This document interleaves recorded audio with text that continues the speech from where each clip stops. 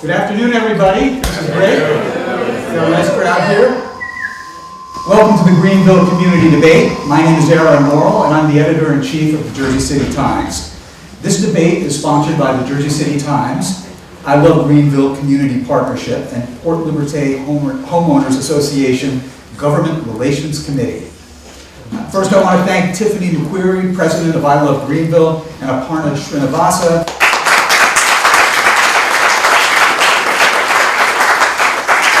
who is board member of Port Liberté HOA, for helping organize this event. I also want to thank the Jersey City Free Public Library Earl Morgan branch for making this space available.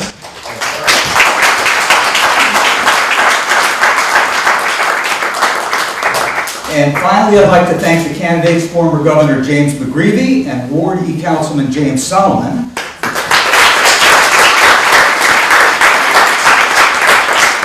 for agreeing to come out on a rainy Saturday after so many debates. The following questions were formulated jointly by all three sponsors. They are meant to address issues of importance to the Greenville community, as well as the city at large. Here's the debate for here's the format for the debate. Each of the candidates will have 2 minutes to make an opening statement. I will then pose a series of questions to each of the candidates. Did we decide who's going first?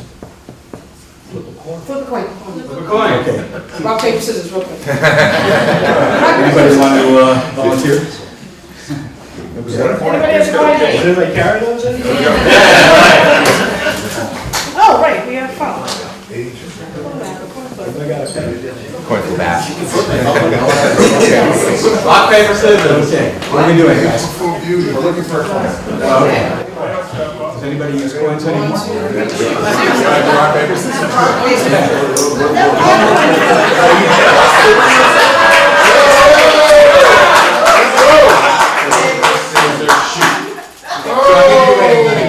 He goes first.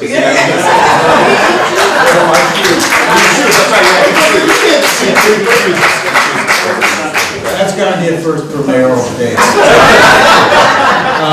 Okay, so the questions are broken down into 4 groups. In the first set of questions, you will be given 60 seconds each to respond with 30-second rebuttals. That's one set of rebuttals. For the second set, you will each be given a minute with no rebuttals. The third set of questions will call for a yes, no, or maybe response with a 30-second explanation.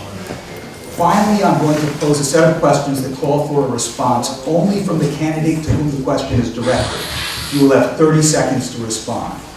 At the conclusion of the questioning, you will each have 2 minutes to give a closing statement.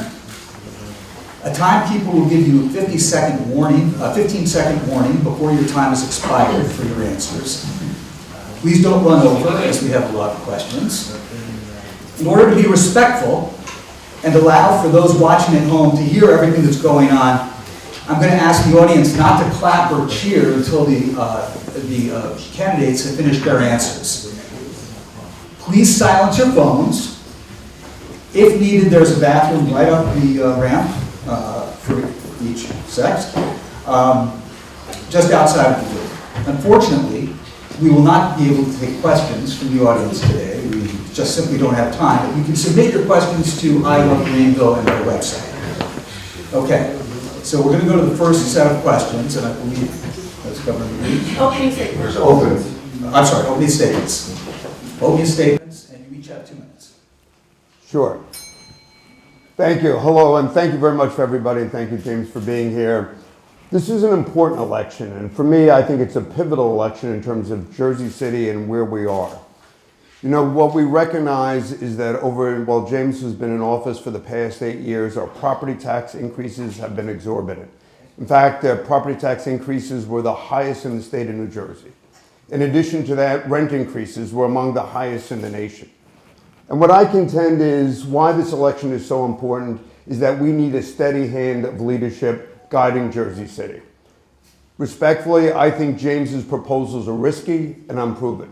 The idea of having $1,000 a month rents would require a huge subsidy on behalf of all Jersey City in order to appropriate the necessary dollars to leverage that $1,000 a month rent.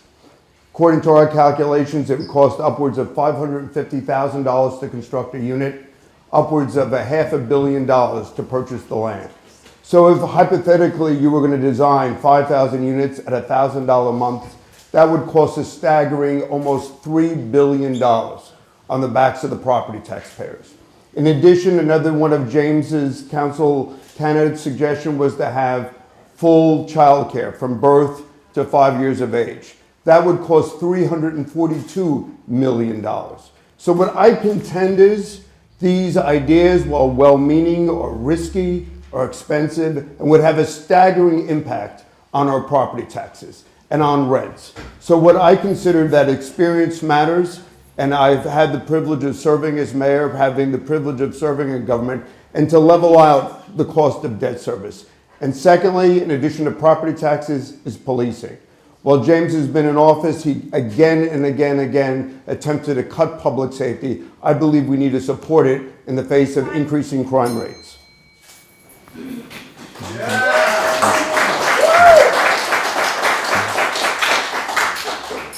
Alrighty, thank you, Governor. Thank you, Aaron. Thank you, I Love Greenville and Port Liberté, and thank all of you for being out here on a Saturday morning, spending your time thinking about how to make our city a better place.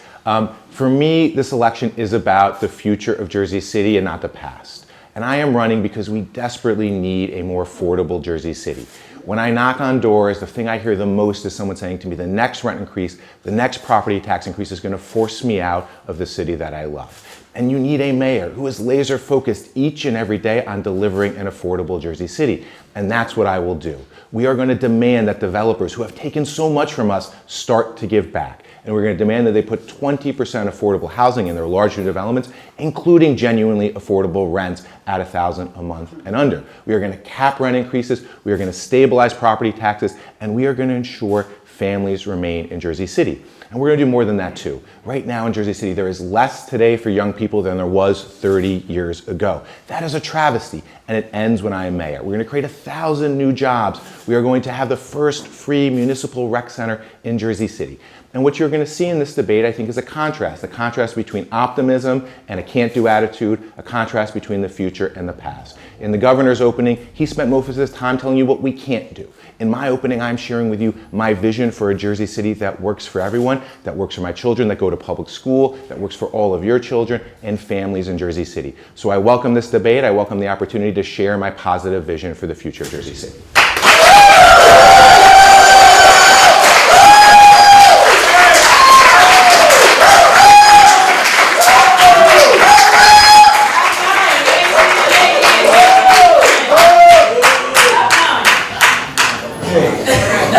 Okay, we're going to go to the first set of questions. We've got to move quickly because we have limited time and candidates have places to go after this. The first set of questions will be responded to with a 60-second response with 30-second rebuttals. I guess the first question will go to Councilman Solomon, followed by Governor McGreevey. It's on public safety. Greenville residents consistently cite safety as a top concern. What is your plan to improve the safety in Greenville? And will you commit to publishing crime statistics on at least a monthly basis for every Jersey City police precinct? You have 1 minute. Yeah, so first, yes, full commitment to publish our public safety statistics. And then our broader plan, every person deserves to feel safe in Jersey City, and we have not met that standard yet. So what we are going to do is this. First, hire 100 new police officers. Hire 100 new police officers to make sure that our officers are out walking the beat with genuine community policing. We are going to end the fixed posts that make it feel like a police state, where the officers can't respond to a crime that is happening a block away. We're going to change the leadership of the department, and then we are going to invest in the broader community, because we're going to have support and a well-funded police force, but we're also going to have support for our broader community. So we're going to fund the violence interrupters, the community trusted partners who can help stop violence before it happens. We are going to fund, as I mentioned earlier, real investments in our young people. 1,000 summer jobs, so we're giving young people something to do. When I was knocking on a door on Warner, a mother was saying, look, my high school student doesn't have anything to do in the summer. And it's our job as city leaders to create those opportunities for them.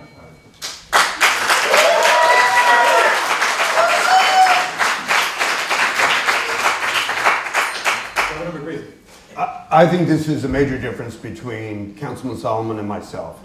Councilman Solomon at one time made the quote that a city the size of Jersey City should have a police department half of its size.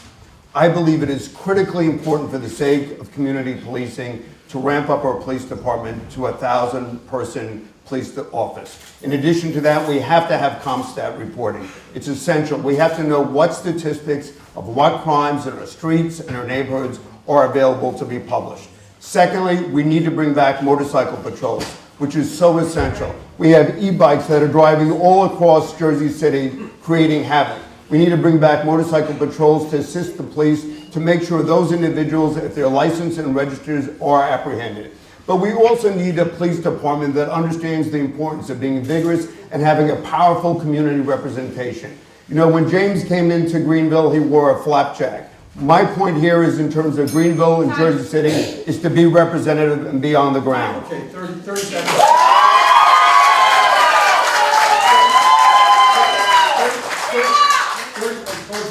We have such limited time. Please, 30 seconds to Councilman. Yeah, you know, look, it's just unfortunate that the former governor is lying to you about multiple things in a desperate attempt to have a political relevancy after his campaign has floundered. Right, here's the truth. I have always supported our police force. I've been on the council for 8 years. I have voted to add hundreds of new officers in the time on the council. And what he is referencing, let's be very clear, I was on a police ride-along where you are required to wear a flak jacket. And the fact that he's going into that level of dishonesty is very unfortunate, but I'm going to remain positive and focus on what I can do to make your lives better.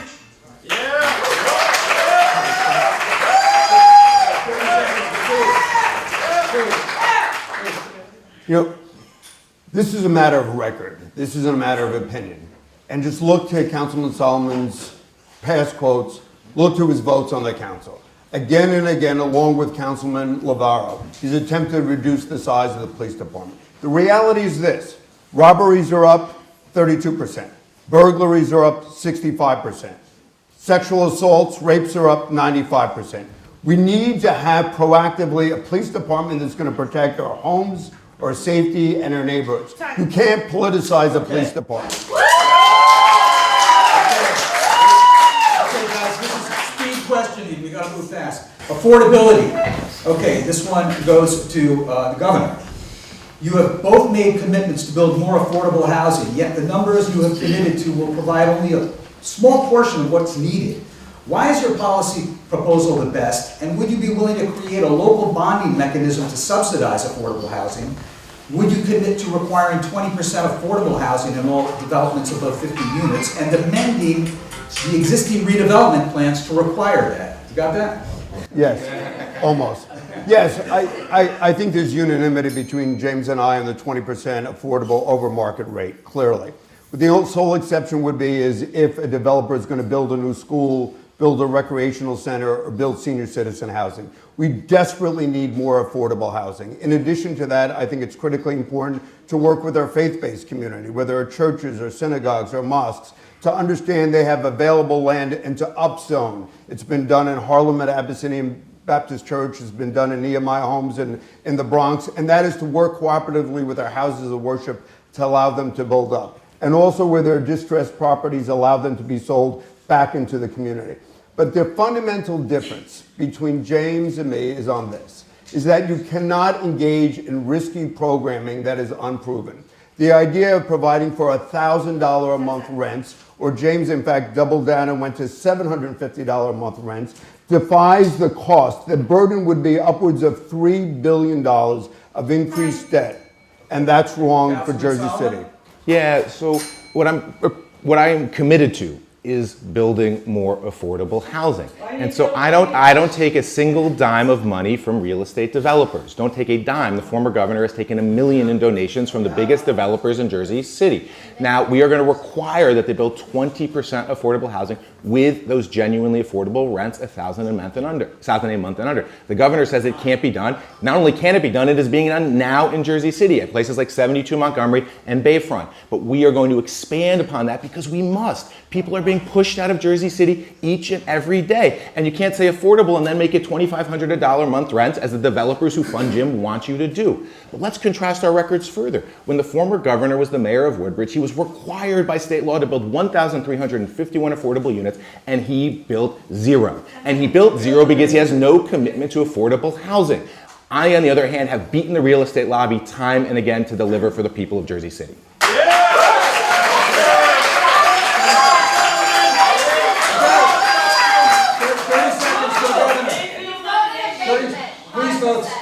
30 seconds. You know, the simple reality is James has been there for 8 years, and none of this has been done. None of this has been done. So what I say respectfully, when you say look at Woodbridge, the reality is all homes were affordable in Woodbridge. It's not even comparable to Jersey City at that time in our history, because apartments were affordable, homes were affordable, and so it's disingenuous. In fact, what I did is I fought back the developers because they wanted to destroy green space. Sure. So it's not just Woodbridge, right? As governor, the former governor weakened our landmark affordable housing law to make it easier for suburbs to keep people of color out of the suburbs.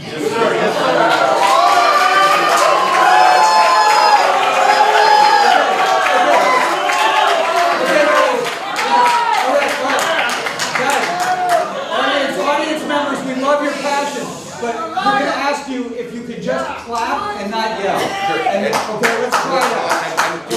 Let's just try and limit it to clapping because we have so much to get through. We got every question we got to get through. We got to get to these questions. You want to hear their answers. Yeah, and just to finish the final 13 seconds. So just Come on, folks, please. Just to finish the final 13 seconds. Like, Excuse me, folks. We want everyone to have an opportunity to hear the questions, okay? And the best way to do that is for us to be quiet while they respond. We really appreciate the audience. We appreciate the enthusiasm. This is very important stuff, guys. So we want to make sure they get through the questions. So please have respect for the venue and our candidates as well as the moderator. Sure. Thank you so much. And just to finish the final 10 seconds. So just to give you an example of how I've beaten the real estate lobby, we banned AI algorithms that jack up the rent that the real estate lobby tried to prevent. We were the first in the state to do it, and I'll do more of that as mayor to keep you in your homes. Time. Okay, thank you. Okay, the next question. No, let me get a response. You'll have a response in your summation. No, please, Governor. I don't know if to say no to Governor, but I have to here. I have to, I'm sorry. Okay. The next question is on the economy and goes to Councilman Solomon. Greenville has seen uneven economic investment compared to other parts of Jersey City. Many commercial property owners in Jersey City keep storefronts vacant for long periods, contributing to blight while still benefiting financially. What is your plan for the economic development in Greenville, and would you commit to implementing a vacancy tax on commercial property owners who refuse to rent their spaces? Yeah, so great question. I think it's clear for 12 years we had a mayor who did not serve the whole city. And that will change when I am mayor. I'm committed to doing 100 community meetings in my first year and addressing the core needs of every single community. Now, I have made a promise to revitalize the Ocean Avenue corridor as well as all of our historic commercial corridors in Jersey City and on the south side of Jersey City. We will implement a vacancy tax because we cannot let big landlords who have controlled the political system for the last 12 years continue to put profit over people. And that is going to be the core of what my administration does. Now, we are going to revitalize our small business support. We have an economic development agency that for years didn't do enough to support small businesses, to create access to capital, because you need to have access to money to be able to open your small businesses, to be able to get loans at low interest rates, and expand economic opportunity and jobs in every neighborhood in Jersey City.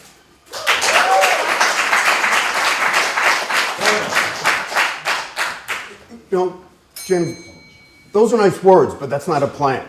What we need is a tangible plan. And so what my commitment is to, obviously, in this particular corridor, to use CRDA monies. I did it as mayor of the Township of Woodbridge to use community redevelopment monies to be able to provide those monies to small businesses to help them improve their facade, to help them improve their financial plans. What's critically important is that we provide that financial means to provide a long-term plan for the special improvement district. Secondly, we have to improve access to capital, but that's just not saying it. That's also providing a fund, working with the utilities and working with the municipality to provide long-term low-interest loans to those businesses. But in addition to that, we have to twin businesses. And what does that mean? That means work with major companies that are coming into Jersey City or that are in Jersey City and twin them with local businesses as a requirement to do business with Jersey City. We have to boost those businesses and require large companies to work with small businesses. Councilman Solomon, you have-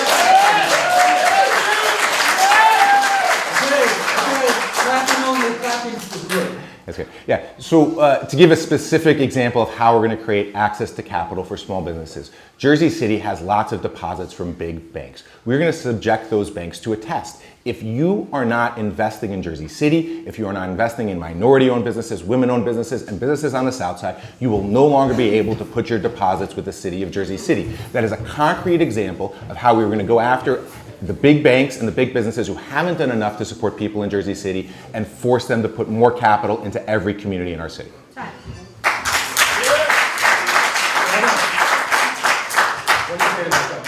No, I mean, I did it as governor. Basically what we did is, whether it's on capital construction or in small business, we twinned so we had opportunities for minority businesses to build. And what was critically important so often, small minority businesses or women-owned businesses didn't have the insurance to compete in the marketplace. And so by twinning, by linking them, you would be able to provide incentive. And what we did is we literally awarded the larger business, if you will, a credit, higher points for twinning with smaller minority and women-owned businesses. So you provide an incentive to them that's real and measurable. Okay, the next question is a two-part question, so bear with me here. You're each going to have a minute to respond to your respective part.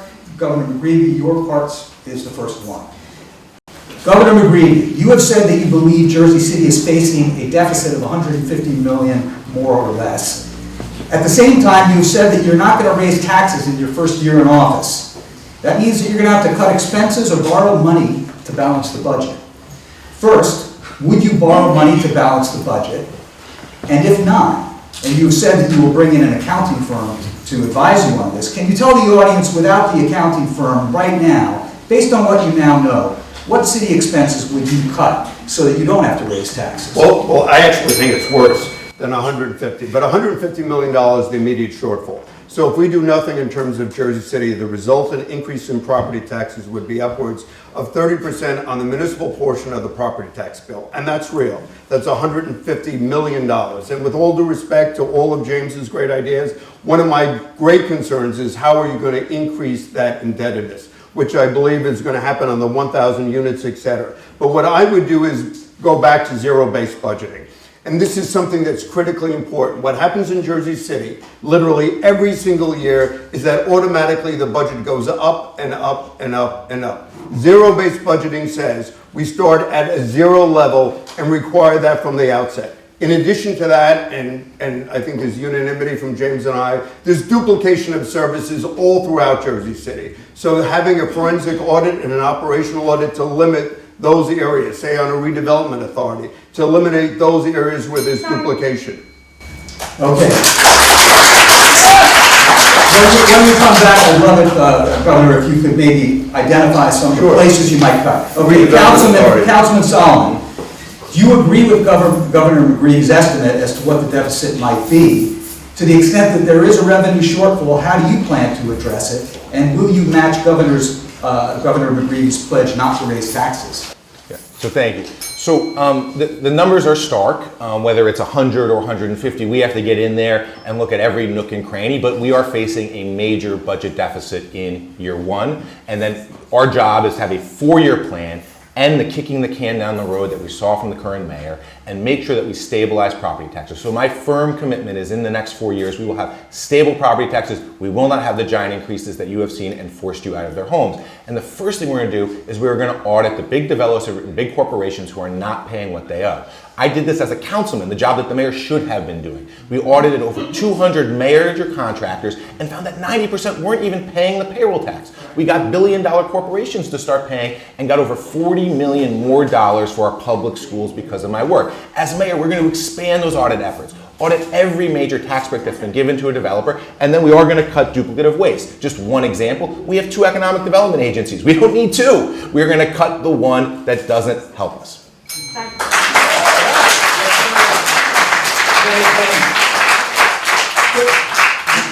What would you cut though? Well, I mean, Councilman Solomon's right, cut another redevelopment agency. But what I also think is we have to cut the abatements. We have to cut re-upping the abatements that actually have a cost to Jersey City residents. And in addition to this, what we need to do is we need to work cooperatively with the state and federal government. An example, half of our sewers and waterways in Jersey City are over 100 years of age. And when we increase demand by increasing upwards of 40% demand, you have to increase capacity. That cost is going to be upwards of $6.2 billion. You have to work with the state, and therefore I think my relationships with state government will help bring those monies to Jersey City. Councilman. Yeah. So, you know, firm commitment, no abatements for luxury-only housing. Got us into this mess, cannot keep happening. Developers cannot keep running the city. Voted against every luxury abatement brought before me on the council, voted against the Pompidou $150 million giveaway to the Kushner family, and voted against an abatement downtown the other day that didn't meet the criteria of a strong policy and a strong deal for the people of Jersey City. That is the first way we're going to do it. We also need to change the personnel in the budget office, bring in new experts to help write our financial ship.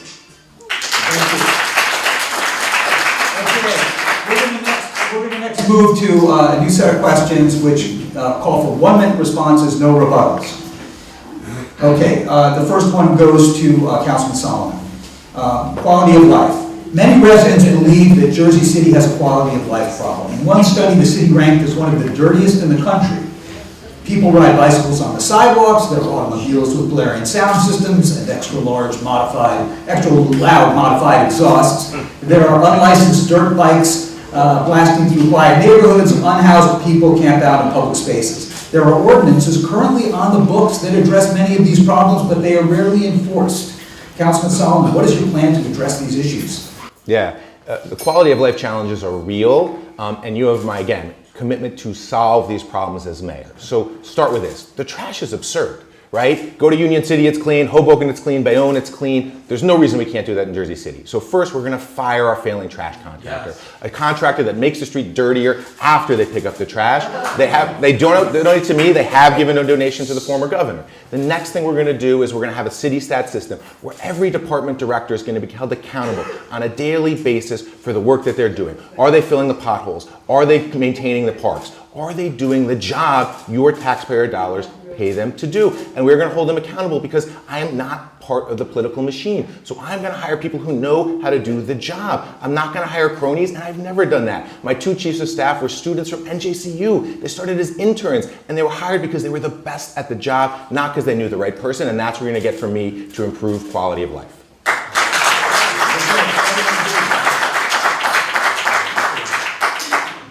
I think our quality of life is a mess. It's a disaster.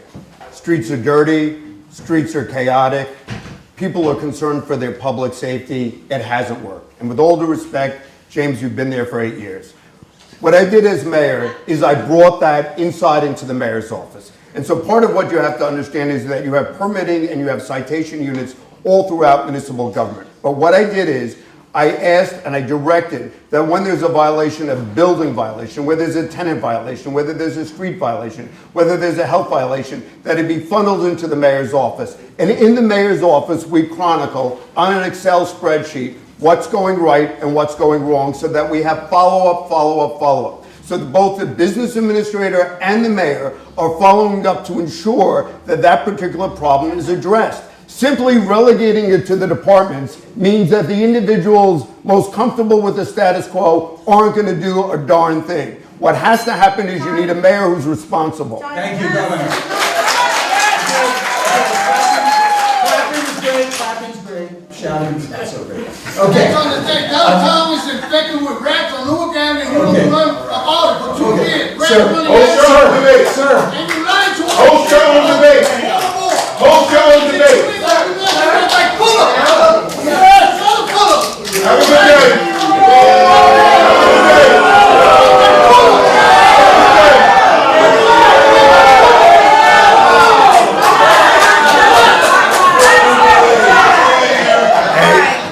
Jeff's Food, one of my best supporters. All right, guys, thank you. Okay, the next question is on the issue of displacement, and goes to Governor McGreevey first. Many residents feel Jersey City is overdeveloped, leading to overcrowded streets and tall buildings that change neighborhood character. While Greenville hasn't seen much development, there is worry about potential displacement and loss of community identity. How will you, as mayor, focus on protecting the current residents of Greenville and ensuring development benefits them without displacing or replacing them? Yeah, I see that. I mean, the reality is the numbers are what the numbers are. And what we see is in downtown, the displacement of the Latino community. In Greenville, where my family's from, my mother was from Clark Street, we were Arlington Avenue, is the displacement of the African American community. And the numbers are the numbers. And what particularly concerns me is I happen to go to Christ the King Church. A gentleman who was 27 years in the Army said, Jim, I'm going to be moving out of here. I'm going to be going back to South Carolina, reversing the migration of my great-grandfather. The reality is that people simply can't afford to live in Jersey City. And when I look to downtown, the idea of that kind of development moving uptown or moving up on the hill would have a devastating impact on our community. What I've said, and I've met with church leadership, is again and again, we can work with our faith-based institutions. The single largest cost is the cost of land. And so I would work cooperatively with our houses of worship, has been done in Harlem, has done in the Bronx, to build affordable housing to keep folks in Jersey City.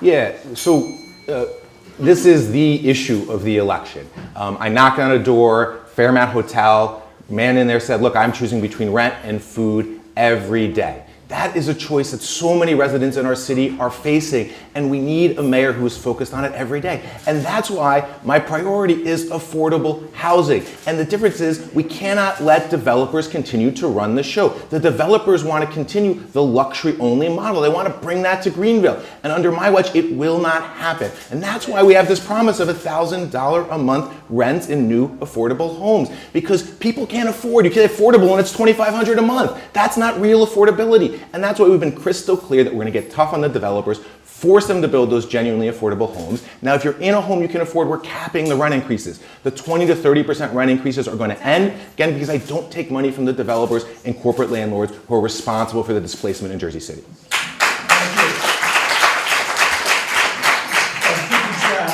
I think the next one goes to Councilman Solomon. Okay, this is on food. Food insecurity remains a serious issue in the Greenville community, especially for seniors, where many residents rely on limited grocery options and food pantries. What steps will you take to improve access to affordable, nutritious food in Greenville, Councilman? Yeah, a couple of, I think, really important steps we have to take. First, we have to get the two food sources, food supermarkets that we're talking about over by 440. So that's the Target and the ShopRite. So you have my promise that both of those will be open in 4 years to ensure that we have better access to food. Then the second thing is we are going to fight the cuts from Washington that Donald Trump literally passed to take money away from people's food and health care to put into the pockets of trillionaires like Elon Musk. And I'm a mayor, I can't stop it, but I can't help elect Congress people. I can fight with every bone in my body to stop the disaster in Washington that is going to prevent people from literally eating. And then we are going to support the small bodegas, right? I'm proud to have the endorsement of HACA, which has a number of bodegas across Jersey City, and we are going to support them to get more healthy, fresh food options in their stores so you have access to that food around the block.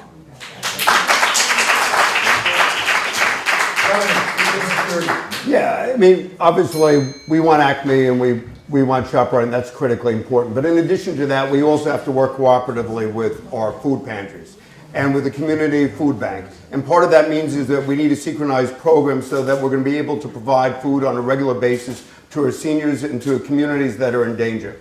In addition to that is obviously working with SNAP to ensure people to address food insecurity, both not only on the federal level but on the state level, to make sure people have access to food.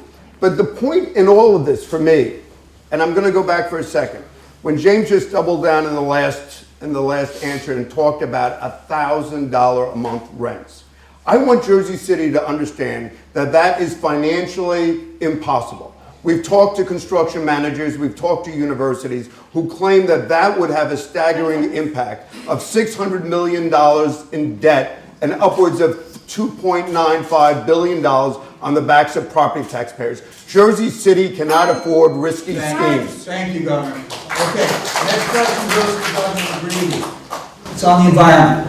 Greenville has historically been burdened with higher levels of pollution and environmental hazards. What are you willing to commit to doing in your first term to improve the environment in Greenville? Well, environmental racism has been a long part of, tragically, parts of Jersey City for decades. And so the first thing that I would do is I would bring in DEP, as well as EPA, but particularly DEP, to do an assessment on all industrial lands, and particularly commercial properties and residential properties. We need to have a baseline of what is needed to be done to be required. And then I would work cooperatively with the state to try to track those state loans to begin the process of cleanup. In addition to that, we want to expand parks in Greenville, which is so critically important, as well as understanding the importance of the Underground Railroad in certain historical sites. So part of what I would do is work cooperatively with DEP, work cooperatively with the Secretary of State's office to bring in needed dollars. We can't put the burden on the backs of the property taxpayers. We have to put it on the backs of those individuals that dirtied the property, as well as work cooperatively with the state to attract state dollars to remedy and clean up those sites.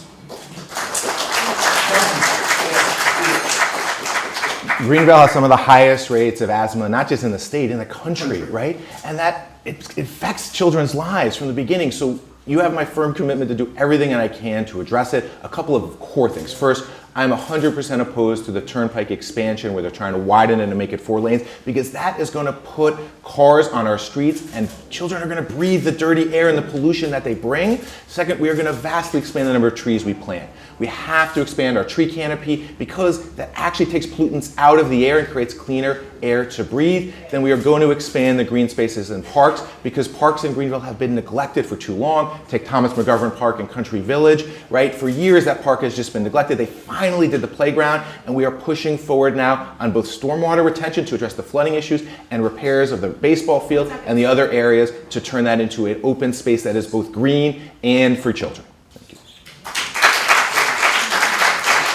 Okay, next question deals with seniors to Councilman Solomon. Many seniors living in the Greenville community are disproportionately affected by the rapid changes happening throughout Jersey City. What is your plan to ensure that seniors are cared for and not forgotten, particularly regarding transportation, food access, healthcare access, aging in place, tax burdens, cost of living increases, and evolving technologies?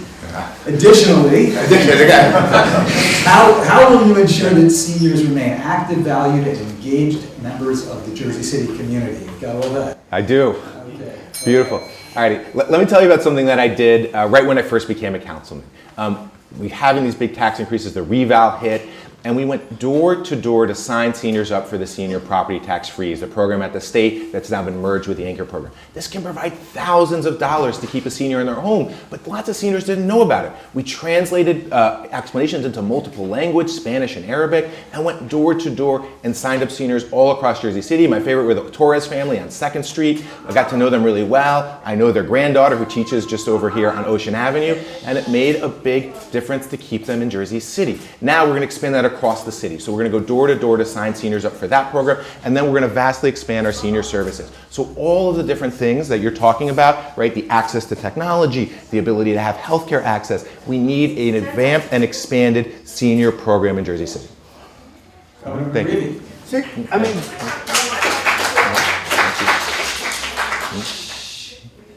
James just said on Greenville, we're going to address the flooding issues.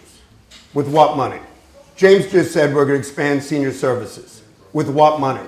All of this, discussing financial realities is sometimes awkward, but it's necessary, particularly considering the property tax levy, considering the impact on rents. The reality, my approach is very different on senior services. You have to ensure that our seniors are registered with Medicaid. We have to access those needed federal dollars. In order to access federal dollars, somebody has to be registered for Medicaid. We can provide them diagnostic testing. We can provide them flu shots. We can provide them shingle shots. And we can provide them auditory and eyeglass shots. But the point is this. You can't place the entire burden of all the ills of Jersey City on the backs of the city or the property taxpayers. That's what's happened for the past 12 years. None of us are going to be here if that's our legacy. We need to make government work on the federal level and the state level to ameliorate property taxes. Thank you. Thank you. Okay, now we're going to move to a different set of questions which call for a yes, no, or maybe answer, followed by a 30-second explanation if you want to explain or answer. Okay, I believe the first goes to Councilman McGreevey and then Councilman Solomon. Greenville youth have been underserved when it comes to year-round after-school. I'm sorry, are people talking? Yes. Okay, can folks who are talking just stop? So, thank you guys. We appreciate your quiet so everybody can hear the question and answer. Okay, let me ask that again. Greenville youth have been underserved when it comes to year-round after-school and weekend recreation options. Would you commit to breaking ground on a year-round recreation center in Greenville in your first term, Governor? Yes, not only will I break ground, I'll build it within the first 4 years. And this isn't speculation. I did this in Woodbridge. Go online, look at the Woodbridge Community Center. It has ice hockey, it has swimming, it has basketball, it has computers, it has dance. It's part of a community center. You know, when my father was growing up in Lafayette, he said, you know, he had the Police Athletic League, the CYO, recreation in the schools. We have to redirect this. We have to work cooperatively with our schools, but I promise I will build 4 recreation centers in the first 4 years in the corners of this city. And I've done it. I've done it before. Councilman. So, yes, I'm glad to hear the governor say yes for something because we need to make sure that we're actually delivering better things. So my firm commitment, I'm working with Councilman Ridley. She's already secured the first $1 million for Rec Center at Bayside Park. You have my firm commitment to break ground and build that rec center because, again, young people have less today in Jersey City than they did 30 years ago. The CETA program is gone. My commitment is 1,000 new summer jobs for our youth because we have to invest significantly more in our young people than we are today.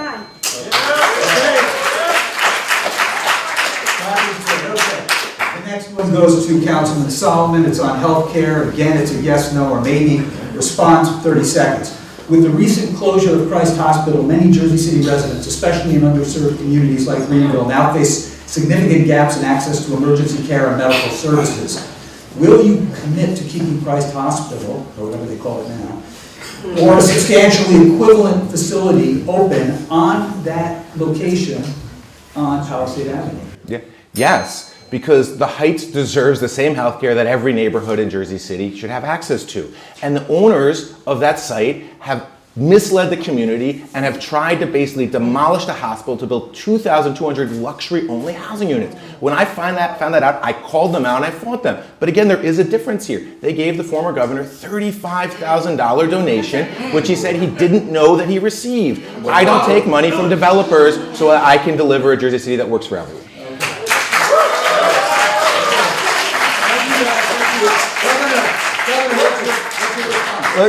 Quickly, James also took $50,000 from someone who he voted on to give an insurance contract. So, I mean, James, and the point is,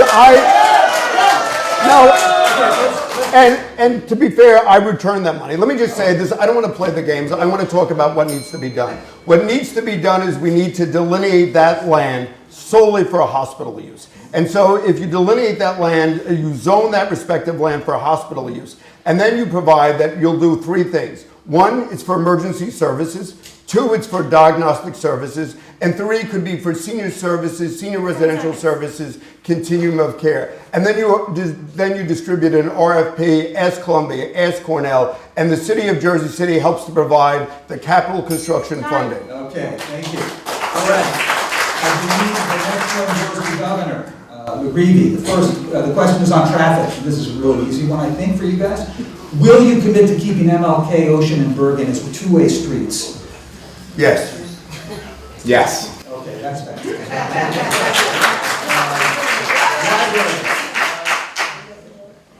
And the next one goes to Councilman Solomon. The city-owned library buildings have critical life safety issues. They are not ADA compliant, and some are in need of full HVAC replacements before warm weather next year. How will you address these critical, time-sensitive issues, and would you create a line in the city budget to fund library improvements? Yeah. Absolutely, it's going to be done over the 4 years, right, that I'm in office. To be clear, the city currently, under the current mayor, does not have an annual capital budgeting process. So the Miller branch, which desperately needs the life, the health and safety upgrades that you mentioned, Aaron, just hasn't seen anything. Now there is a line item in the city budget, $16 million every year, roughly, for our libraries. We are going to make sure that there is a portion of that that is dedicated to critical capital needs, and we're going to do that over the 4 years to tackle the needs of our library system. Thank you. I mean, the reality is $16 million isn't going to begin to address the library needs in Jersey City. I mean, it's just not realistic. And so the first thing I would do is do an amortization and be able to evaluate all of the public buildings in Jersey City. So that's our libraries, our public works facilities, every single building, and to do a safety assessment and understand what we need to do to bring it up to code. And then in addition to that, I would work cooperatively with the State Economic Development Authority or the Infrastructure Bank to establish a long-term low-interest loans over the cost of the debt Thank you, service. Governor. Okay, next one goes to Governor McGreevey. It's on Port Liberté. A public walkway passes through Port Liberté, placing a major economic burden on Port Liberté residents. Will you support the acquisition of the walkway by Jersey City in order to place on the city the cost of the walkway's maintenance? Yes, no, or maybe? Maybe. I don't want the city to assume that cost, but I think the state of New Jersey realistically should assume that cost because ultimately Liberty State Park is a state park, and so we have to begin to evaluate, work cooperatively with Mikey Sherrill's administration, the next DEP commissioner. But part of it is understanding on both sides of the peninsula that should be a state park and utilize DEP as an agency to be able to finance. So what I would argue is to the state is that this is a continuity of the park, and we should be able to provide state financing. Same question to Councilman. So I love my friends at Port Lib, but my answer is no, and I've talked to you about this in the past. So what we're going to do, two things. One is I agree with the governor on getting the state and the DEP to invest funds in the maintenance of the walkway. And the second thing is looking at a special improvement assessment or district so that every property in Port Liberté is responsible for the maintenance of the walkway. Because the two new properties, the one that's built, the Oliver, and the one that they're wanting to build, like Pulte or whatever they're calling it, those ones are not contributing, and that is not fair because it should be the whole community that is doing so. Let me ask you another question on Port Liberté, which somehow did not make it onto my document here. But there is a new development, as you mentioned, that's being considered. Would you consider a rewrite of the redevelopment plan to address the issues of infrastructure for that project? Yes. Councilman Sullivan. Yeah, 1,000%. And so for folks who don't know, this redevelopment plan was written about 40 years ago, and it is expired. So my view is they shouldn't be allowed to be building what they're proposing because it's an expired plan. We wrote a letter to say that to our planning board, and we're going to continue to stand with residents at Port Lib. And then we're going to get into office and we're going to redo that plan to fit the current community needs. Right now, the road in on Caven Point is a disaster, right? We have to have development that matches infrastructure, not development that is overwhelming infrastructure. Thank you. Yeah, I mean, as did Councilman Solomon, I wrote a letter. I mean, the real problem is the hydrology. I mean, this will exacerbate flooding substantially. And so both in terms of the design of the project and the mechanism by which you will pipe out sewer and water, it's going to significantly exacerbate flooding in that area. So I believe, as does James, that was 4 years ago, but I also believe this is very badly planned for the impact of Port Liberté. We're going to make a bad situation precipitously worse. Common sense says no. Okay. Governor McGreevey, this regards endorsements. Both of you have received endorsements from former candidates for mayor and city council. Did you discuss giving city jobs to any of the people who endorsed you prior to receiving those endorsements? No. Councilman Solomon? No. Very good, that was fast. All right. All right. Okay, now we're going to move to the questions that are directed to each of the candidates individually, which do not call for a response from the other candidate. These are, what's called these private questions. All right. Confessional? Yeah, okay. So Councilman Solomon, Port Liberté. One of your sustainability proposals is benchmarking all buildings over 25,000 square feet. Would you be asking owners to retrofit such buildings to become more sustainable after that benchmarking? So I don't believe that there is a conflict between a sustainable future and an affordable future. And in fact, the only thing we have to do is deliver both. Climate change is a real threat, but rising costs and prices are forcing people out of the city every day. So what our law calls for is simply a benchmarking, for us to be able to assess how many emissions are coming from large residential buildings. And then once the benchmark is in place, then we determine our approach forward. And that will be done with rigorous analysis to make sure costs are not overwhelming condo boards, not overwhelming homeowners. And then it gets broadly into, I think, the core of why we need both a sustainable and affordable future. We have a sustainability plan, so where the city is going to plant double the tree canopy, so we're absorbing more water. We're going to repair the combined sewers that pollute our rivers, but we're going to do so in ways that each and every day are sustainable to ensure that everyone can afford Jersey City. Okay. I'll try and use the 30-second response. Sorry. So what I'm going to, that's okay, I'm going to give Governor McGreevey the same minute for this next question. It's for him specifically. Transparency. Governor, in your response to a Jersey City Times questionnaire, you said that you would not make your daily diary of appointments public. Councilman Solomon said that he would do that. As mayor, don't your employers, Jersey City residents, deserve to know what you're doing Sure. while on the public time clock? I What is there to hide? Sure, I would make my public record transparent. I thought it meant everything, like my personal, meeting with my family, whatever that should. What you're doing, the concern is that you might No, I meet with donors. Yeah, no, I have no business problem. people. No, I have no problem, and I did that as governor as well. So you would exclude your family, but Yeah, not exactly. no one else? Yeah, exactly. But I just want to go back to what, I got 40 seconds left. I want to go back to what James just said. When you talk about sustainability, and James says we're going to, all these trees, there's a cost to these buildings when James tries to make it eco-friendly.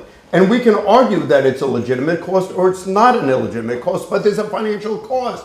And it's disingenuous to say we're going to be planting trees and rivers and bucolic images when the reality is there's a cost that's going to be borne by the individuals that are renting at these facilities. So all that I want to make clear is every time when James has an idea, realize cha-ching, there's a cost that's attributed to that that's going to be borne ultimately by property taxpayers. Great, thank you. And just to be clear, I'm not proposing rivers. I just want to be clear about that. No rivers. No rivers. The responses to these going forward will be 30 seconds. This next one is to Councilman Solomon. You've criticized Governor McGreevey for accepting contributions from developers and characterized those contributions as pay-to-play. However, as the Jersey City Times reported in July, you accepted a $15,000 donation from R.D. Parisi Associates, as well as a $35,000 donation, from that same business to Team Solomon. They entered into an insurance brokerage contract with the city for $440,000. The law firm of Willens Goldman, who also does business with Jersey City, gave you $5,200, and they got a $270,000 contract with the city. So the question is, why is it all right for you to receive donations from people doing business with the city, but not okay for Governor McGreevey to receive donations from developers?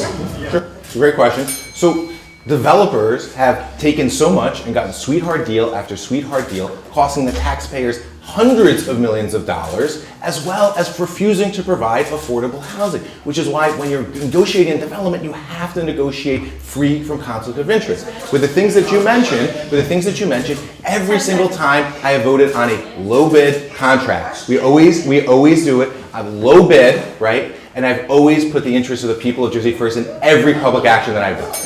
Okay, thank you. Thank you, Councilman. Okay. Answer the question. Okay, guys, okay. There will be opportunities to pose these questions to I Love Greenville, their website, you can take them, and Tiffany has promised she will forward those to the candidates. Thank you. Okay, this is on affordability to Governor McGreevey. An article written about you in 2002 on the affordable housing website Shelter Force said, quote, as mayor of Woodbridge, a large sprawling middle-class township in central New Jersey, he, McGreevey, have rebuffed efforts to build low-income housing in his community. The state agency, Council on Affordable Housing's 2001 annual report listed Woodbridge's fair share obligation as 1,351 units and notes that by 2001, the township had produced exactly 0 housing units towards that goal. What do you say to the claim that you resisted building affordable housing as mayor of Woodbridge? Look, Woodbridge, I remember I bought my house. in Woodbridge Township was like $135,000. Literally everything in Woodbridge was affordable. And go back, by the way, just don't take my word for it. Go back and Google it. You can ChatGPT it, and you'll see the cost of rents, the cost of housing was all affordable. The reality is in Woodbridge Township was affordable. We had a very successful, in fact, we had the same executive director running the Woodbridge Housing Authority as is here now in terms of Steve, in terms of Jersey City Housing Authority. Woodbridge was affordable. Thank you, Governor. Okay, the next question goes to Councilman Solomon. In 2021, the Fulton administration came to the City Council and asked it to approve a memorandum of understanding with the Centre Pompidou. At that time, you expressed reservations, but you ultimately voted in favor of that memorandum of understanding. Approval committed Jersey City to spending tens of thousands of millions that the Jersey City Times has reported was largely wasted. That money could have gone to pressing needs like recreation centers for Jersey City's youth, for instance. Do you now regret that vote?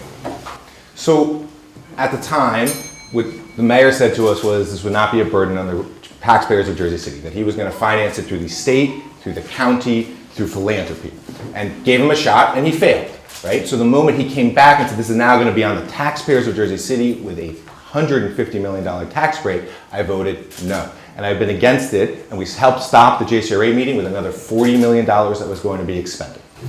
Okay, next question to Governor McGreevey. You and at least one police union have criticized your opponent for having once called for cuts in the police department budget. Many observers have said that the police department is currently staffed with a disproportionate number of high-paid senior officers. Are you willing to reduce the number of senior officers to put more officers on patrol on the streets, and simultaneously reduce the police department's payroll in order to fulfill your promise of controlling spending? What I would do is the same thing I've done in the past. And I would make Jersey City a nationally recognized, nationally adhered to police standards. And part of that is best practices. I want Jersey City Police Department to be nationally accredited. And the great thing about national accreditation is it's not my standards. It's national standards on staffing levels, national standards on policing levels, national standards on equipment and protocols. So it would increase public safety, it would increase community policing, but it would increase the adherence to the law. I think national accreditation is where I'd go. Thank you, Governor. Well, that concludes the question. Anybody who has a question that was not asked can submit it to I Love Greenville. They will forward those questions. Now it's time for closing statements. And I believe Councilman Solomon. Alrighty, so thank you, Aaron. Thank you, Jim. Thank you, I Love Greenville, Port Liberté, and all of you. Jersey City is an extraordinary, special place. Jersey City is the place where I both got and beat cancer. It's where my 3 daughters were born, and it's where I take them to public school every day. And I've said this throughout the debate, but the challenge of this election, the challenge of Jersey City, it is so expensive to stay and live here. The question I get asked over and over again is what can you do because the next rent increase, the next property tax increase is going to force me out of the city that I love. And so what I've hoped to do today in this debate is present a positive vision for how we can tackle the biggest problem facing Jersey City, right? I'm not going to give you no's. I'm not going to give you can't do this. I'm going to deliver a Jersey City that is affordable because you deserve it, right? If you want someone who says you can't, vote for the governor. If you want someone who says you can, vote for me. And so what we're going to do is get tough on developers. Require them to put 20% affordable housing in their large new developments. Require that some of those are genuinely affordable, rents at $1,000 a month, because that's what working families need in our city. And we are going to stabilize property taxes by rooting out the corruption that has too long governed our city and our county and our state. Last but not least, we are going to keep renters in their homes. We are going to cap those property tax increases. We are going to enforce our rent control laws because every single person who loves this city should stay in this city. And we're going to do it because we're going to build a team that loves this city, a team that cares for Jersey City, a team that is rooted in all 6 wards in every neighborhood. So I ask for your vote on December 2nd to be your next mayor to deliver an affordable Jersey City for all. Thank you.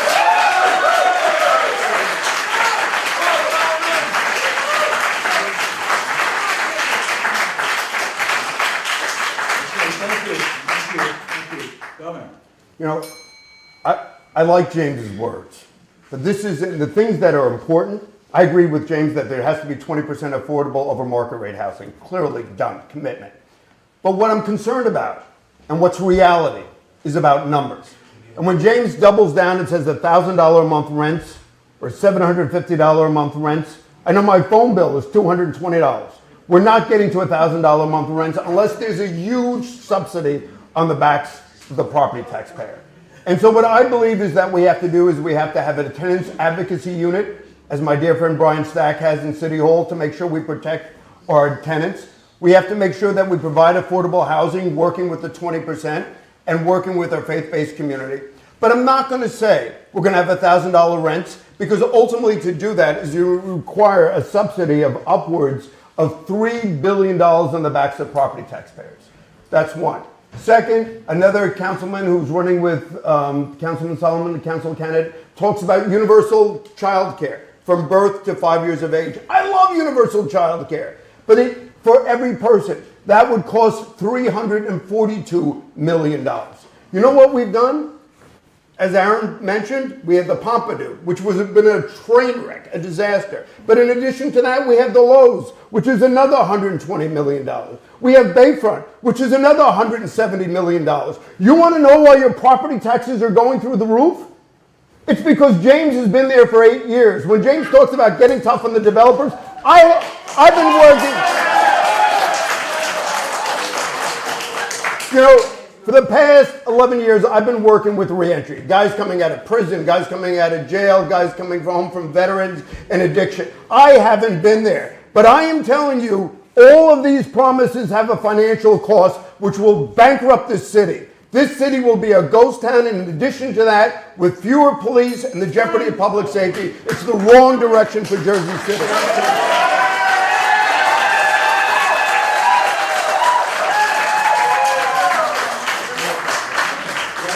So I failed to tell you all that neither the Jersey City Times, nor I Love Greenville, nor Port Liberté is taking a position on this election. We are neutral. We are not endorsing anybody, so I just want to put that out there. You can read all about these types of issues at the Jersey City Times. That's jcitytimes.com. I'll put that out there now. I want to thank all of you for coming. You've been a fun audience.